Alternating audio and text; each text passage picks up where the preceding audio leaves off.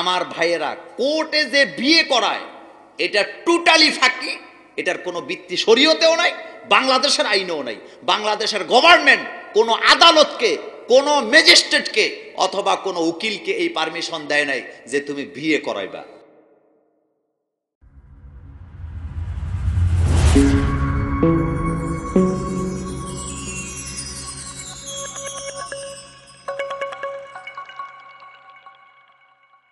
মাঝে মধ্যে বাপ মারে হুমকি দেয়, অমক মাইয়ারে বিয়া না করাইলে আমি মইরা যামু।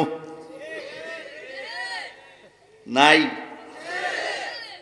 বলবো বলবো এরকম হুমকি দেয় না? অমকরে না দেখলে আমি মইরা যাম, অমকরে না পাইলে মইরা যাম। সারা দুনিয়ার নারীদেরকে তার সামনে হাজির করেন, সে বলবে মানি না, ওইটাই চাই। আবার কিছু মেয়েরাও কয় অমুকরে চাই, নাইলে বাসুম না। মেয়েদের আবেগ কম না বেশি?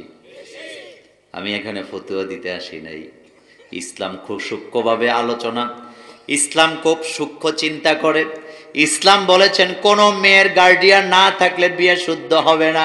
আজকের পৃথিবীর পরিবেশবিদেরা, মানসিক বিজ্ঞানীরা, এই যে কি বলে ব্রেনের চিকিৎসকেরা, হার্টের চিকিৎসকেরা, শারীরিক চিকিৎসা যারা করেন, মানসিক চিকিৎসা যারা করেন, তারা বলে দিয়েছেন ইসলাম যেটা বলে সেটাই ঠিক।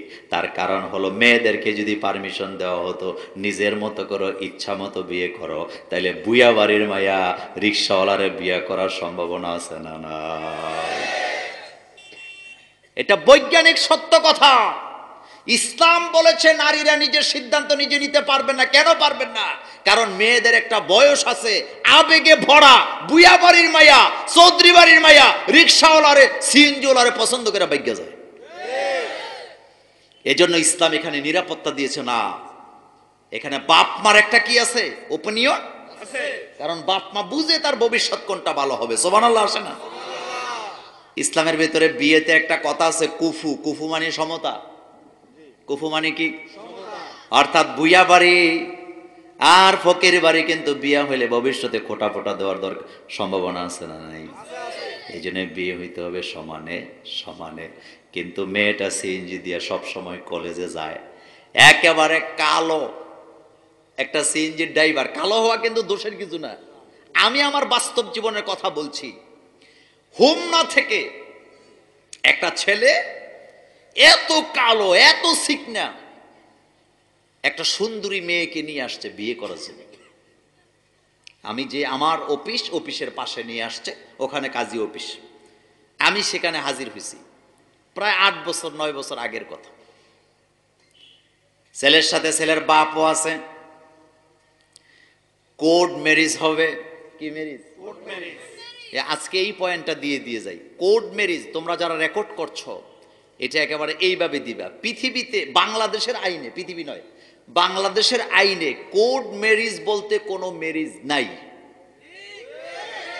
বাংলাদেশের আইনে, পারিবারিক আইনে কোর্টের কোনো এখতিয়ার নাই বিয়া পড়াবার, ম্যাজিস্ট্রেটের কোনো এখতিয়ার নাই বিয়া পড়াবার, এমনকি উকিলদের কোনো এখতিয়ার নাই বিয়া পড়াবার। বিয়ে পড়াবে শুধুমাত্র মোল্লারা, আর রেজিস্ট্রি করবে কাজীরা। কথা বুঝেন নাই? কথা বুঝেন নাই? কোর্টের কোনো এখতিয়ার নাই। তবে আপনারা কবেন হুজুর কোর্ট ম্যারেজ তো করে, এটা হলো শুভঙ্করের ফাঁকি। এটা পুরাটাই ফাঁকি, এটার আইনের কোনো ভিত্তি নাই। আপনারা কবেন হুজুর এত কথা বলেন কেমনে? আমিও কিন্তু বাংলাদেশের একজন মুসলিম ম্যারেজ রেজিস্ট্রার, সেটা নাই বা বললাম। আমার ভাইয়েরা, কোর্টে যে বিয়ে করায় এটা টোটালি ফাঁকি। এটার কোনো ভিত্তি শরীয়তেও নাই, বাংলাদেশের আইনেও নাই। বাংলাদেশের গভর্নমেন্ট কোনো আদালতকে, কোনো ম্যাজিস্ট্রেটকে অথবা কোনো উকিলকে এই পারমিশন দেয় নাই যে তুমি বিয়ে করাইবা। হ্যাঁ, তাহলে তারা কি করে? তারা একটা হলফনামা দেয়। এই হলফনামার অবস্থা হলো, একটা কাগজের মধ্যে লিখে দেয় পোলার নাম অমক, মায়ের নাম অমক। মেয়ে এবার তার বক্তব্যের মধ্যে লেখে আমার নাম জরিনা বেগম, আমার বাপের নাম অমক অমক মিয়া, আমার মার নাম অমক, আমার বয়স এত, আমি সাবালক, নিজের বুঝ নিজে বুঝি। আমি কয়দিন আগে ওই অমক সিএনজি ড্রাইভার অমকের ভালোবাসছিলাম, তারে না পাইলে আমি মইরা যাবো, আদালত পারমিশন দেন আমি যেন তারে বিয়ে করে সুখী হই। আসলে সুখী হয় না, কয়দিন পরে বদনা দিয়া বাড়াবাড়ি মারামারি করে, বাতের প্লেট দিয়ে মারামারি করে। একটা বিয়ে এই পৃথিবীতে সুখী নাই যারা ভাগ্য বিয়ে করে। আপনি কালকে জরিপ করে, বদনা দিয়ে ঢিল মারে, বাতের প্লেট দিয়ে ঢিল মারে। কেন মারে? কারণ এখানে আল্লাহর রহমত নাই। আল্লাহর রহমত আসবে তখন ঝাড়ু দিয়ে পিড়ে, ঠিক বলছে তো, স্যান্ডেল দিয়েও পিড়ে, একটা আরেকটা রে এরকম নাই। তাহলে ভালোবাসা গেছে কই? চলে গেছে। যখন ভালোবাসছে হলক নামাই লেখস, কিচ্ছু চাই না, তোমার যদি পাই গাছতলায় জীবনটা কাটায় দেব। ও যুবক, বাস্তবতা বড় কঠিন। ও আমার যুবতী বোনেরা, বাস্তবতা বড় কঠিন। একজন কবি বলেছেন, অভাব যখন দরজা দিয়া উকি মারে, ভালোবাসা তখন জানালা দিয়া পালায়া যায়। বাস্তব জীবন বড়ই কঠিন, বড়ই কঠিন। ভাগ্য বিয়ে করো না, নিজে নিজে বিয়ে করো না, এই বিয়ে কিন্তু শুদ্ধ হবে না। তাহলে প্রথমে বললাম, এই যে কোর্ট ম্যারেজ, এটা হলো একটা শুভঙ্করের ফাঁকি। বিয়ে পড়াবে কে? আর কাবিন রেজিস্ট্রি করবে মুসলিম ম্যারেজ রেজিস্ট্রার, ওনারা এটা রেজিস্ট্রি করে দিবেন। এছাড়া বিয়ে শুদ্ধ হবে না। আর কোর্টে যেটা করে, এটা একটা হলফনামা দিয়া এরপরে একটা ফাঁকি আপনাদেরকে দেয় আর কি। এরপরে লোকেরা ভয় পেয়ে যায়, আরে বাপরে, কোর্টে যায় বিয়ে হইছে, শক্ত হইছে। আসলে মূল বলতে কিছুই। কথাটা কেন বললাম আমার ভাইয়েরা? কোন মেয়ে একক সিদ্ধান্তে বিয়ে করলে বিয়ে শুদ্ধ হবে না। ভবিষ্যতে যে বাচ্চা কাচ্চা হবে, শরীয়তের হুকুমে ওই বাচ্চা কাচ্চা বৈধ না অবৈধ? আর আস্তে কর, এরকম কাজ আমাদের দেশে করে কি করে না? তো ওই ঘটনা বলছিলাম, মেয়েটা সুন্দর, অনেক সুন্দরী মেয়ে, ছাত্র জীবনের কথা বলছি তো। এখন যে কাজে বিয়ে পড়াবেন, আমি তাকে বললাম, রাখো, আমার কথা আছে। ছেলেরে জিজ্ঞেস করলাম, তোমার চেহারা সুরত তো ভালো না, তুমি কি করো? কয়, হুজুর সিএনজি চালাই। আমি কই, কোন টাইপের বিড়ি খাও? কয়, হুজুর বিড়ি খাই না, আমি গুল্লিপ সিগারেট খাই। আমি বললাম, আমি যেভাবে কথা বলি, আমি বললাম, ভাই রে, তোর গায়ের কালার আর মায়ের কালার তো মিলে না। কয়, হুজুর ফ্যাম করে আইছি। কি করে আসছি? বিশ্বাস করেন, মিথ্যা বলছি না। আমি 2টার ছবি রেখে দিছিলাম, পাসপোর্ট সাইজের, এখনো খুঁজলে আমার অফিসে পাওয়া যাবে ছবিগুলা। এই 2টারে পরে আমি বললাম, এই মেয়ে, তোমার বাপ মা কোথায়? মেয়ে কয়, বাপ মা বাড়িতে। তো তুমি আসছো কেন? কয়, আমি ওনারা ছাড়া বাঁচবো না।